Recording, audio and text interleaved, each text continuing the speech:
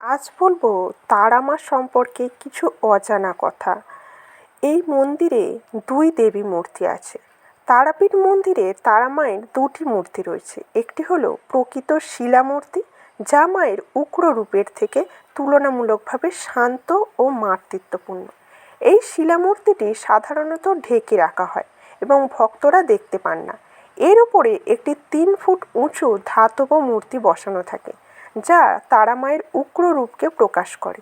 এই ধাতব মূর্তিটি ভক্তরা দর্শন করে। এই মূর্তিটিতে মায়ের 4 হাত, মুন্ডমালা ও রক্তমাখা জিহ্বা দেখা যায়। শ্মশান এবং তন্ত্র সাধনার ক্ষেত্রে তারাপীঠ শুধুমাত্র একটি মন্দির নয়, এটি একটি সিদ্ধপীঠ এবং তন্ত্র সাধনা এবং গুরুত্বপূর্ণ কেন্দ্র। মন্দিরের পাশেই অবস্থিত মহাশ্মশান তান্ত্রিকদের সাধনার জন্যে অত্যন্ত পবিত্র স্থান হিসেবে পরিচিত। বিশ্বাস করা হয় মা তারা শ্মশানেই বাস করেন এবং তান্ত্রিকরা এখানে সিদ্ধি লাভ করেন। শিবকে স্তনপান করানো মা তারা।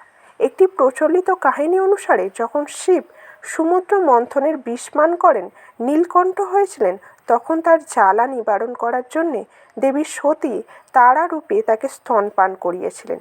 এই মাতৃত্বপূর্ণ রূপই তারা মা তারাপীঠে পূজিত হন। শিলামূর্তিটিতে শিবকে স্তনপান করানোর সেই দৃশ্যটিই ধরা পড়ে। বশিষ্ঠ মুনির সাধনা। প্রাচীনকালে মহর্ষি বশিষ্ঠ এই স্থানে তারা মন্ত্র জপ করে সিদ্ধি লাভ করেছিলেন।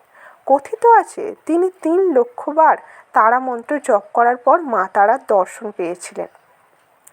বুদ্ধের দর্শন দেখা রূপে। শিবকে স্তন্যপান করানো অবস্থায় প্রকট হওয়ার পর বর দিয়েছিলেন। এই থেকে এই স্থানে দেবী মায়ের মাতৃরূপে পূজিত হয়ে আসছে। অন্যান্য হিন্দু মন্দিরে সাধারণত মিষ্টি, ফল বা ফুল নিবেদন করা হয়, কিন্তু তারাপীঠ মন্দিরে মা তারাকে উইস্কি নিবেদন করা হয়, যা এক ব্যতিক্রমী প্রথা। এটি মায়ের উগ্র ও তান্ত্রিক রূপের সঙ্গে যুক্ত। কালীঘাটের সঙ্গে সম্পর্ক। তারাপীঠে 51 পীঠের একটি সতীপীঠ। যদিও কালীঘাটের মতো এখানে সতীর কোনো অংশই পড়েনি, তবে তন্ত্রশাস্ত্রে এটি একটি গুরুত্বপূর্ণ পীঠস্থান হিসেবে স্বীকৃতি হয়।